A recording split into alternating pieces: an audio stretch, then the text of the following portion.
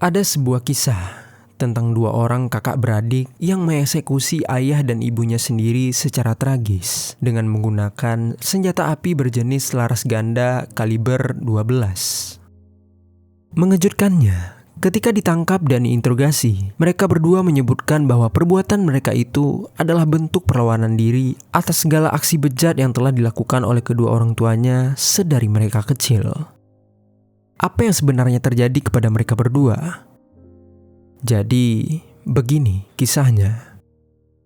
Jose Enrique Menendez, atau yang lebih akrab disapa dengan nama Jose. Ia merupakan pria berusia 45 tahun yang lahir pada tanggal 6 Mei 1944 di kota Havana, Kuba. Jose berasal dari keluarga yang terpandang di mana ayahnya merupakan atlet sepak bola yang menjalankan sebuah firma akuntansi miliknya sendiri, sementara ibunya adalah perenang nasional yang sangat tenar di masanya. Dengan kejayaan hidup itu, sejak kecil orang tuanya pun selalu mengajarkan Jose untuk senantiasa menjadi pribadi yang tangguh dan kuat jika ingin jadi yang terbaik dari anak lainnya. Akhirnya, karena didikan itu, Jose pun kemudian tumbuh menjadi orang yang sangat sulit dikendalikan. Sejak di bangku sekolah dasar, Jose terkenal sering membuat onar dan mengganggu serta merisak teman-teman sebayanya hanya untuk menunjukkan dominasi pada dirinya. Namun, meskipun begitu, ibunya tetap memanjakan Jose dan justru menormalisasi sikap nakalnya sebagai citra maskulin dan kuat dari seorang laki-laki. Di lain sisi, Jose juga tumbuh menjadi sosok yang ambisius. Orang-orang terdekatnya mengenal Jose sebagai pribadi pekerja keras yang tak segan-segan melakukan apapun demi mencapai puncak dan menjadi orang nomor satu dimanapun ia berada. Singkat cerita, di tahun 1950-an atau ketika itu usianya menginjak 16 tahun, orang tua Jose memutuskan untuk mengirim Jose ke Amerika Serikat karena kondisi politik di Kuba saat itu sedang tidak aman. Akhirnya, di Amerika Serikat, Jose pun tinggal di rumah sepupunya yang berada di Hazleton, Pennsylvania, dengan menempati loteng rumah mereka karena tidak ada lagi kamar yang tersisa di rumah itu untuk ia tempati.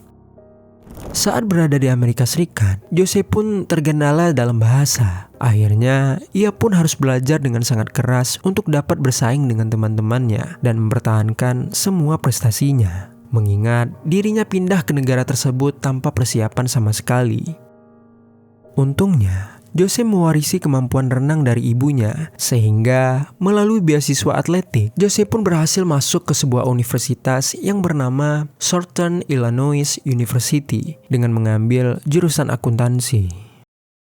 Sementara itu, di Oak Lawn, Illinois, pinggiran kota Chicago, hiduplah seorang wanita yang berusia 2 tahun lebih tua dari Jose yang bernama Mary Louise Anderson, atau yang lebih akrab disapa dengan nama panggilan Kitty. Berbeda dari Jose, Kitty hanyalah seorang putri bungsu dari keluarga biasa, di mana ayahnya memiliki bisnis pemanas dan pendingin ruangan, sementara ibunya seorang ibu rumah tangga biasa. Di sepanjang hidupnya, Kitty harus hidup dalam lingkungan yang sangat traumatis, di mana ayahnya suka bersikap kasar dan hobi berselingkuh dari ibunya. Untuk itu, meskipun kemudian ayah dan ibunya sudah bercerai, pengalaman traumatis itu tetaplah tinggal di dalam diri Kitty dan membuatnya harus berjuang dengan depresi. Oleh karena itu semua, Kitty pun jadi menyimpan dendam yang sangat besar kepada ayahnya. Meski begitu, berbagai pengalaman traumatisnya itu tidak serta-merta menghentikan langkah gadis itu. Kitty tetap tumbuh menjadi gadis dengan mimpi besar di mana ia ingin menjadi seorang aktris sekaligus seorang model. Dan untuk meraih mimpinya itu, Kitty pun mendaftarkan dirinya di Southern Illinois University dengan mengambil jurusan komunikasi. Dan bahkan, ia sempat memenangkan kontes kecantikan Miss Oak Lawn pada tahun 1962. Seperti takdir yang telah ditulis, Kitty dan Jose yang memiliki latar belakang berbeda pun secara kebetulan dipertemukan di kampus yang sama. Mereka saling jatuh cinta hingga kemudian menjalani hubungan sebagai sepasang kekasih. Di momen itu, posisi Jose adalah mahasiswa baru, sementara Kitty adalah seniornya. Singkat cerita, Di tahun 1963, hubungan Jose dan Kitty entah bagaimana berkembang menjadi lebih serius hingga mereka pun akhirnya memutuskan untuk menikah. Keputusan itu tentu saja sebelumnya ditentang oleh keluarga masing-masing mengingat usia mereka masih sangat muda dengan Jose yang bahkan belum lulus kuliah saat itu. Namun, meskipun begitu, Jose dan Kitty tetap nekat menikah tanpa persetujuan orang tua mereka setelah Kitty lulus dan memutuskan pindah ke wilayah New York City. Kehidupan Jose dan Kitty berjalan lancar dan harmonis di tahun-tahun awal pernikahan mereka, meskipun keduanya sama-sama harus berjuang untuk melanjutkan hidup tanpa dukungan orang tua. Di sana, Jose pun melanjutkan pendidikannya ke Queens College untuk mengejar gelar akuntansinya, sementara Kitty mengambil pekerjaan sebagai guru di sebuah sekolah. Kemudian, setelah lulus kuliah, Jose pun langsung bekerja di firma akuntansi yang bernama Coopers & Lybrand. Dan karena berhasil membuat salah satu klien besarnya sangat terkesan, hanya perlu waktu 3 tahun saja, Jose pun langsung menapaki puncak tertinggi di firma itu dengan diangkat menjadi presiden perusahaan. Singkat cerita, pada tanggal 10 Januari tahun 1964, Kitty melahirkan putra pertama mereka yang ia beri nama Joseph Lyle Menendez atau yang akrab disapa dengan nama Lyle. Kemudian, setelah memiliki Lyle, keluarga mereka pun pindah ke Princeton, New Jersey. Dan di sana, Kitty pun melahirkan lagi putra keduanya yang ia beri nama Eric Galen Menendez pada tanggal 27 November 1970. Setelah melahirkan kedua buah hatinya, Jose pun kemudian meminta Kitty untuk berhenti dari pekerjaannya dan menjadi ibu rumah tangga saja. Demi menuruti permintaan suaminya, Kitty pun akhirnya melepas pekerjaan beserta semua mimpi dan cita-citanya untuk kemudian beralih menjadi ibu rumah tangga sepenuhnya dan fokus mengurus Lyle beserta Eric. Sementara Kitty mengurus kedua buah hatinya di rumah, karir Jose semakin menanjak dari waktu ke waktu. Pria itu bahkan berhasil diangkat menjadi wakil presiden eksekutif operasi di Amerika Serikat untuk perusahaan penyewaan mobil yang bernama Hertz dan RCA Record. Lalu kemudian diangkat pula sebagai CEO Live Entertainment. Dengan segala kesuksesannya itu, Jose pun berhasil membuat keluarganya mencapai kehidupan yang sangat mewah. Keluarganya pun ia boyong lagi dari New Jersey menuju Calabasas, California. Dan kedua putranya ia sekolahkan di sebuah sekolah elit yang bernama Calabasas High School. Dari luar, bisa dibilang keluarga Menendez sangatlah sempurna, di mana ayahnya memiliki karir yang luar biasa, ibunya yang cantik dan elegan, beserta kedua putra tampan yang cerdas dan berbakat dalam bidang akademis maupun atletik. Meski terlihat sempurna dari berbagai sisi, nyatanya keluarga Menendez sangatlah hancur jika dilihat dari dalam. Sejak usia pernikahan Jose dan Kitty menginjak 6 tahun, Jose mulai berani bersikap kasar kepada istrinya dan ketahuan telah sering berselingkuh di belakang Kitty dengan rekan kantornya. Hal itu tentu saja membuat Kitty sangat hancur dan patah hati, hingga hampir mengakhiri hidupnya sendiri berkali-kali. Meski begitu, Kitty yang terlalu mencintai Jose sehingga tak ingin menyerah begitu saja dengan rumah tangganya. Untuk itu, sebagai pelariannya, Kitty pun mulai terobsesi dengan alkohol dan obat-obatan terlarang. Tak puas dengan hanya menghancurkan hidup istrinya, Jose juga seorang monster bagi kedua putranya. Sejak Lyle dan Eric kecil, Jose telah mendidik putra-putranya itu dengan sangat keras agar mereka menjadi yang terbaik. Dan melihat hal itu, Kitty yang takut akan ditinggal oleh Jose pun tak bisa melakukan apa-apa untuk kedua buah hatinya dan malah memilih untuk berpura-pura tidak mengetahuinya. Gilanya, bukan hanya kasar dan keras, Jose juga berani berlaku bejat kepada Lyle dan Eric. Diketahui saat Lyle berusia 6 tahun, Jose seringkali melakukan hal tak senonoh kepadanya seperti sering menggerayangi, memijat, hingga memotret bagian-bagian tubuh sensitif milik Lyle. Perilaku mengerikannya itu bahkan kemudian berlanjut lebih parah di tahun-tahun setelahnya, di mana selama itu Jose pernah memaksa Lyle untuk menyaksikan tontonan yang tak seharusnya dia saksikan karena Lyle masih kecil di saat itu. Dan juga, Jose juga beberapa kali meruda paksa Lyle secara bengis. Kala itu, Lyle yang masih kecil dan polos tentu saja kesulitan mencerna hal-hal keji yang telah dilakukan oleh ayahnya itu. Tapi yang jelas, setiap kali ayahnya menyentuhnya, ia merasa sangat tidak nyaman dan ketakutan. Hingga pada suatu hari, perasaan itu pun dicurahkan oleh Lyle kepada salah satu sepupunya yang bernama Diane van der Molen yang saat itu tinggal bersamanya. Pada sepupunya itu, kira-kira Lyle bertanya seperti ini. Ayah kamu pernah megang-megang atau mijat bagian-bagian tubuh sensitif kamu nggak? Mendengar pertanyaan aneh seperti itu dari Lyle, Diane pun terkejut dan merasa bahwa ada sesuatu yang janggal dari interaksi Jose dan Lyle. Untuk itu, keesokan harinya Diane pun mencoba mengajak Lyle untuk memberitahukan hal itu kepada ibunya yaitu Kitty.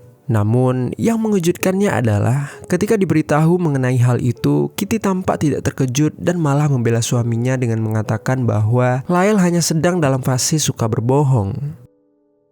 Saat itu, Kitty malah langsung memarahi Lyle di depan Diane dan menyuruhnya segera pergi ke kamarnya untuk belajar. Perlakuan mengerikan dari Jose itu baru berhenti diterima Lyle ketika lelaki itu menginjak usia 8 tahun. Namun, meskipun begitu bukan berarti penderitaannya benar-benar berakhir. Karena ketika usianya 11 hingga 13 tahun, Lyle juga sering menjadi sasaran kebuasan ibunya yang patah hati, di mana setiap kali ia mabuk, Kitty akan masuk ke kamar Lyle dan menyuruh putranya itu untuk menyentuhnya.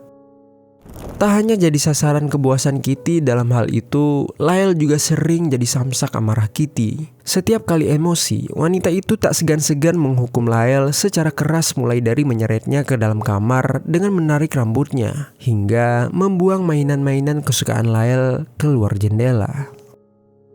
Bukan hanya Lyle yang mendapatkan nestapa bertubi-tubi dari kedua orang tuanya, rupanya Eric juga merasakan neraka yang sama. Saat Jose berhenti berlaku buas kepada Lyle saat usianya 8 tahun, itu bukan berarti Jose telah berubah atau bertobat, melainkan karena sasarannya telah berganti kepada Eric yang saat itu telah berusia 6 tahun. Usia yang sama seperti Lyle pertama kali diperlakukan demikian oleh ayahnya. Dan sama seperti Lyle, Eric juga diperlakukan tak senonoh, dipotret bagian-bagian tubuh privasinya tanpa persetujuannya, serta diruda paksa oleh Jose. Dan gilanya, Eric harus menjalani kehidupan yang mengerikan itu hampir sepanjang hidupnya. Berbeda dari Lyle, Eric tidak pernah menceritakan hal mengerikan yang dialaminya itu kepada siapapun, karena ayahnya selalu menekankan bahwa hal-hal tersebut haruslah hanya menjadi rahasia di antara mereka berdua. Dan jika Eric membukanya kepada orang lain, berarti sama saja dirinya telah menghancurkan aib seluruh keluarga. Untuk itu, Eric pun selalu diam sebagaimana yang diperintahkan oleh Jose kepadanya.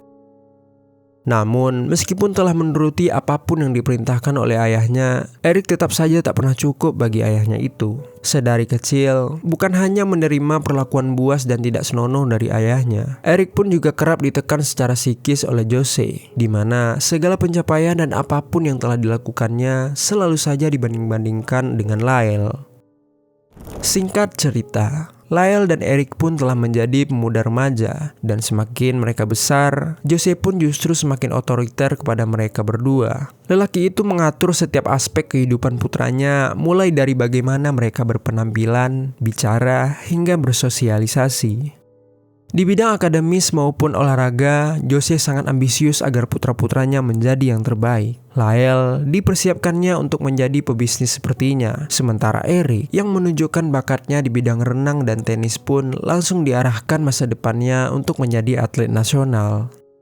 Untuk mengoptimalkan ambisinya kepada Eric, Jose bahkan sampai meluangkan waktunya untuk mengawasi secara langsung bagaimana putranya itu berlatih dan berteriak marah setiap Eric melakukan kesalahan. Adapun segala hal itu Jose lakukan agar kedua putranya itu dapat menjadi trofi yang bisa selalu ia pamerkan kepada siapapun sebagai salah satu bentuk pencapaiannya. Dari sisi luar, cara mendidiknya itu memang tampak sukses. Di mana kala itu, baik Lyle dan Eric berhasil menjadi yang terbaik dalam akademis dan Eric bahkan berhasil masuk ke dalam tim kejuaraan tenis nasional. Meskipun begitu, di sisi lain tekanan-tekanan itu sebenarnya justru membuat Lyle dan Eric tumbuh dengan trauma yang luar biasa. Sehingga mereka menjadi pemuda yang pendiam dan tidak memiliki begitu banyak teman di sekolahnya. Tak hanya itu, diam-diam Lyle bahkan memiliki masalah besar dalam mengatur emosi dan kadar stres di dalam dirinya. Hingga akhirnya pemuda itu mengalami kebotakan dini dan dipaksa untuk menggunakan wig oleh ayahnya karena Jose tidak peduli dengan apa yang Lyle alami. Lelaki itu hanya ingin putra sulungnya itu selalu tampil sempurna dalam berbagai aspek, termasuk juga penampilan. Sementara Eric harus berperang dengan manajemen emosinya. Eric sendiri tumbuh menjadi pemuda yang pemalu, mudah panik, dipenuhi oleh berbagai ketakutan, serta selalu tak percaya diri. Itu semua terjadi karena intimidasi yang dilakukan ayahnya. Setiap ia berlatih selama ini, justru membuat Eric merasa bahwa dirinya tidak pernah sempurna dan selalu melakukan kesalahan. Untuk itu, Eric selalu berusaha sebaik mungkin untuk menang di setiap pertandingan agar bisa membanggakan ayahnya.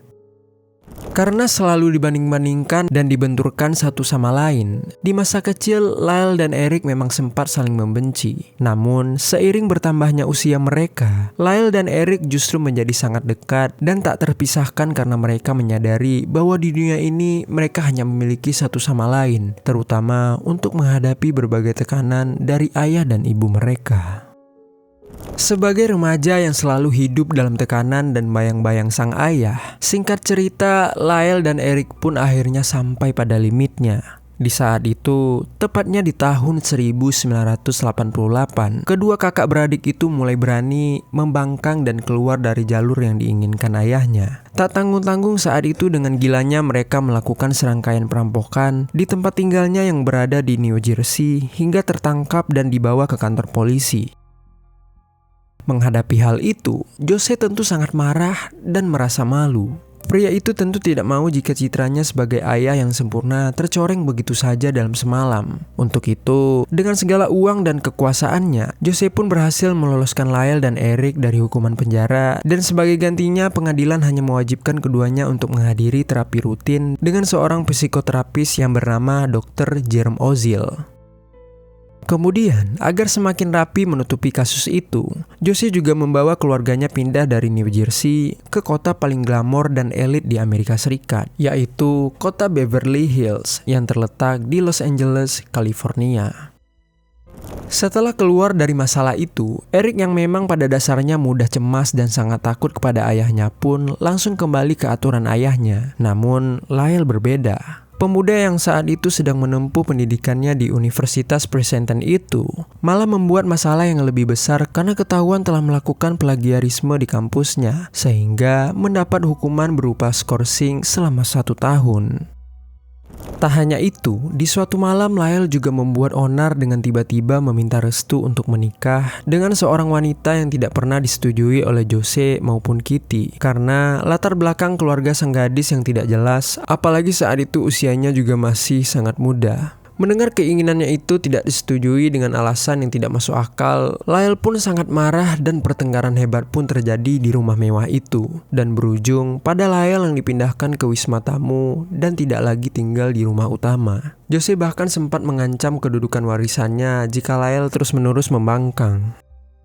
Semenjak pertengkaran hebat itu, keretakan pun mulai muncul di keluarga mereka. Dan keretakan itu pun semakin merenggang dan menjadi-jadi. Ketika suatu malam Eric yang sudah lelah dan tidak kuat dengan segala perlakuan ayahnya kepada dirinya mulai bercerita kepada Lyle. Saat itu, suasana yang terbangun di antara percakapan kedua kakak adik itu sangatlah emosional hingga Eric tanpa sengaja berkata kepada Lyle sesuatu yang seharusnya dirahasiakannya. Eric menceritakan kepada Lyle bahwa Jose telah berlaku bejat dan berudah paksanya sedari dirinya kecil. Dan hal mengerikan itu masih terus diterimanya sampai hari itu di mana usianya telah menginjak 18 tahun. Lyle yang baru mengetahui fakta mengerikan itu pun merasa sangat marah, sedih, dan kecewa, terutama pada dirinya sendiri. Lyle tidak pernah menduga jika saat itu ayahnya berhenti melakukan hal keji itu kepadanya karena memiliki sasaran lain, yaitu adiknya, Eric.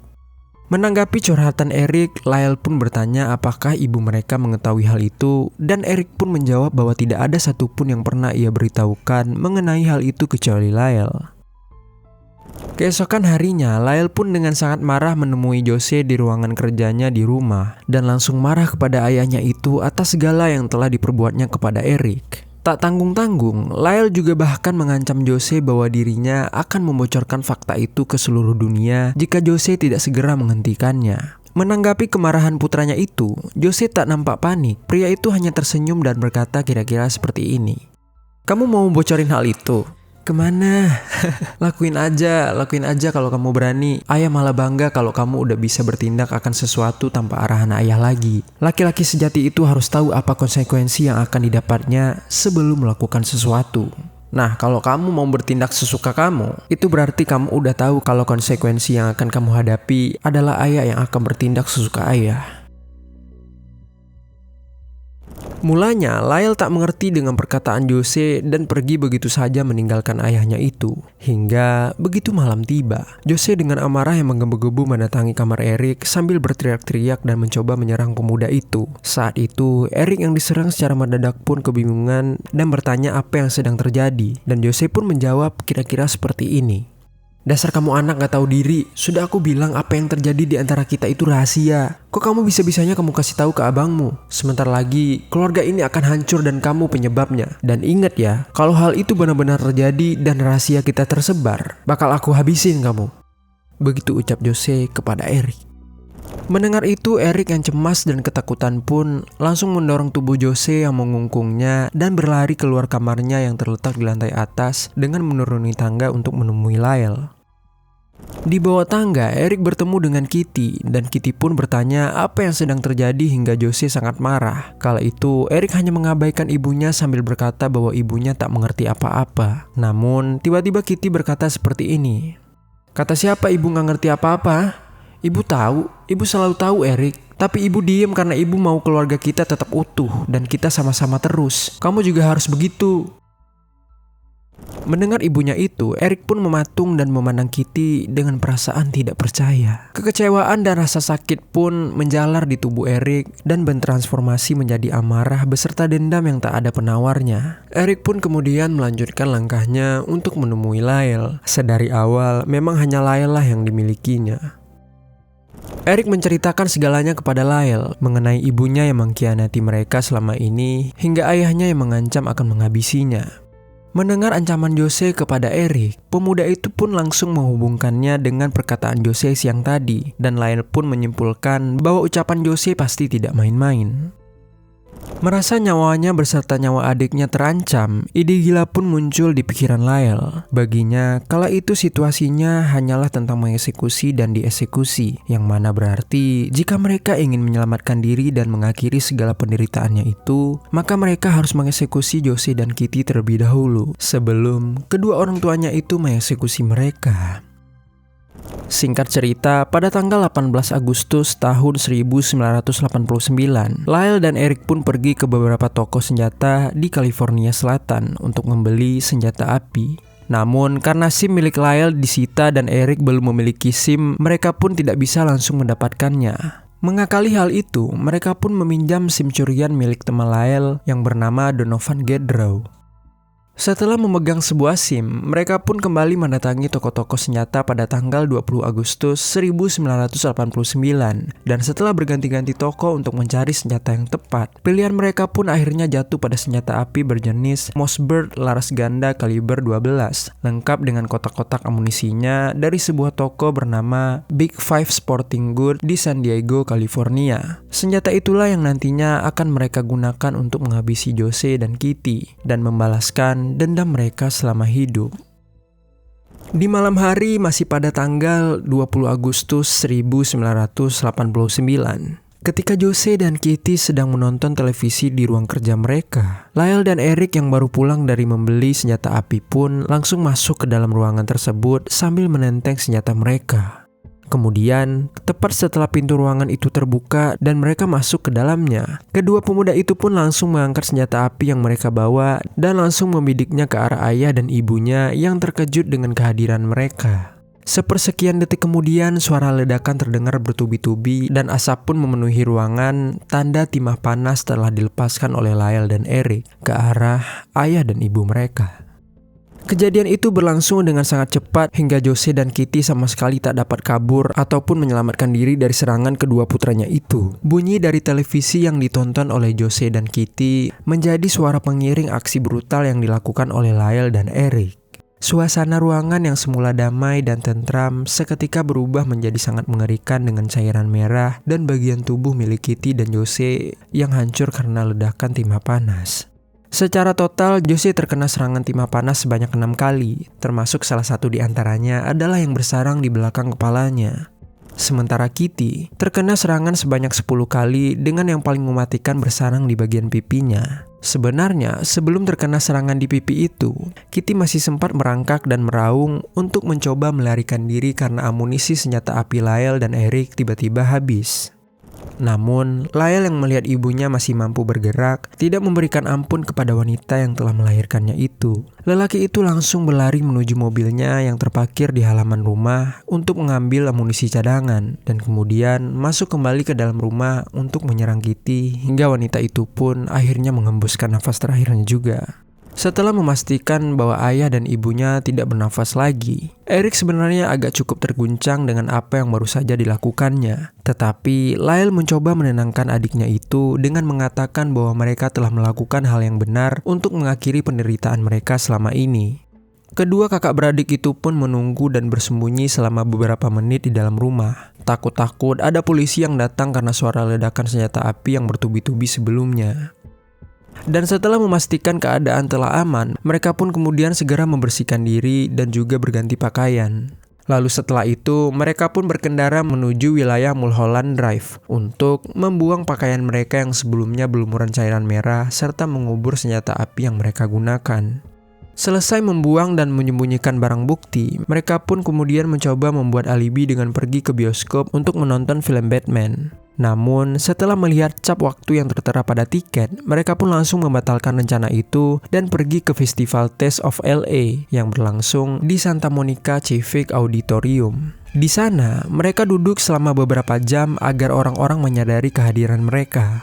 Kemudian, setelah merasa alibi mereka sudah cukup kuat, Lyle dan Eric pun kembali ke rumahnya. Saat sampai di sana, ternyata belum ada juga polisi yang datang sehingga mereka pun menelpon nomor panggilan darurat sambil berpura-pura menangis untuk mengabarkan bahwa orang tua mereka telah meninggal dunia karena dieksekusi oleh orang yang tidak dikenal. Menanggapi laporan mereka, polisi dan tim forensik pun langsung mendatangi TKP untuk melakukan pemeriksaan. Saat sampai di sana, detektif yang menangani kasus ini pun sangat terkejut melihat betapa brutalnya pelaku dalam menghabisi Jose dan Kitty. Mereka pun meyakini bahwa pelakunya pasti adalah orang yang memiliki dendam yang sangat mendalam kepada mereka.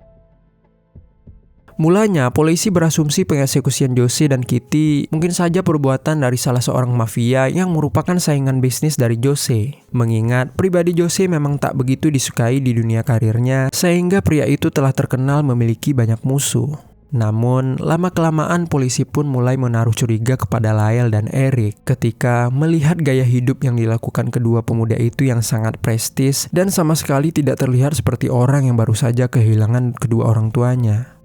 Bagaimana tidak, setelah malam tragedi itu, kedua kakak beradik itu malah menghabiskan harta ayah dan ibunya untuk barang-barang mewah, liburan, dan hiburan. Diketahui, dalam beberapa bulan setelah ayah dan ibunya meninggal, Lyle telah membeli Chuck Spring Street Cafe, sebuah restoran sayap buffalo di Pleasanton, New Jersey, serta 3 jam tangan Rolex dan sebuah mobil sport berjenis Porsche Carrera. Sementara Eric langsung mempekerjakan pelatih tenis penuh waktu dan berkompetisi dalam serangkaian turnamen di luar negeri seolah tragedi mengerikan di malam itu tak memberikan dampak apapun kepadanya. Tak hanya itu, Lyle dan Eric juga tiba-tiba saja meninggalkan rumah besar di Beverly Hills tanpa penghuni dan memilih untuk tinggal di kondominium yang bersebelahan di dekat Marina Del Rey.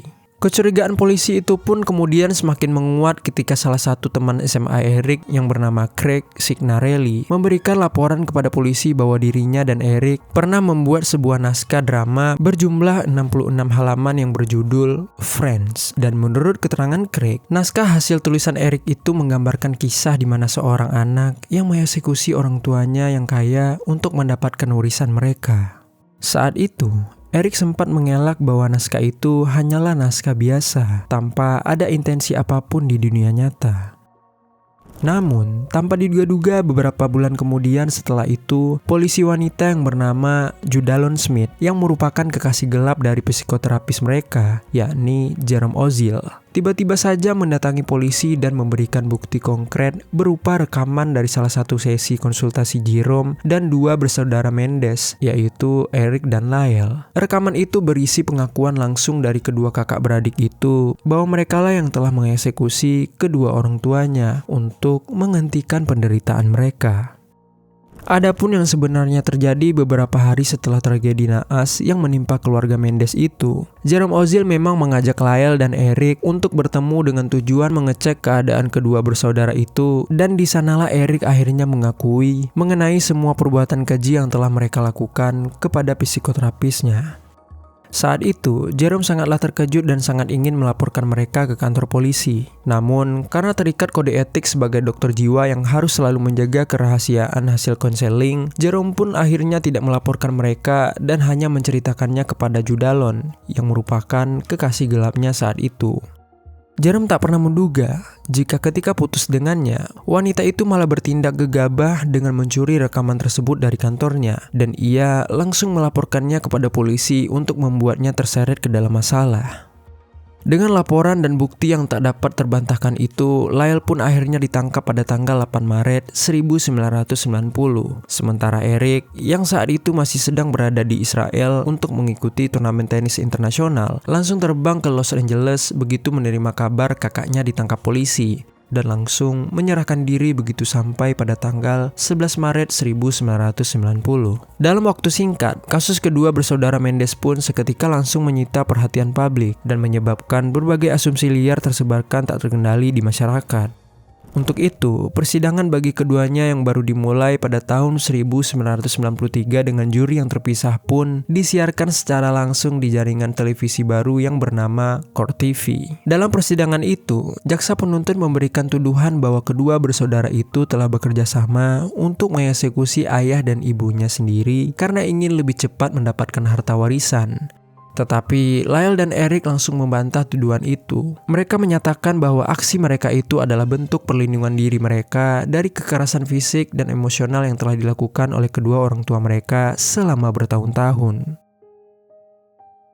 Tak hanya itu, Eric dan Lyle juga menceritakan kebuasan ayah mereka yang berudah paksa dan menyentuh mereka secara tak pantas dari kecil. Pernyataan itu pun kemudian didukung oleh kesaksian dari sepupu mereka, yaitu Diane van der Molen, yang pernah tinggal bersama mereka saat masih di New Jersey. Meski telah didukung oleh pernyataan dari seorang saksi kuat, saat itu jaksa penuntut yang bernama Pam Bozanik masih dengan tegas menolak argumen Eric dan Lyle dengan mengatakan bahwa laki-laki tidak mungkin diruda paksa karena mereka tidak memiliki dalam kutip peralatan untuk diruda paksa. Bahkan, jaksa penuntut lain yang bernama Lester Kuriyama juga dengan tega malah berteori bahwa mungkin saja penyebab sebenarnya dari ketegangan dalam keluarga Mendes itu bersumber dari kebingungan Eric mengenai orientasinya saja.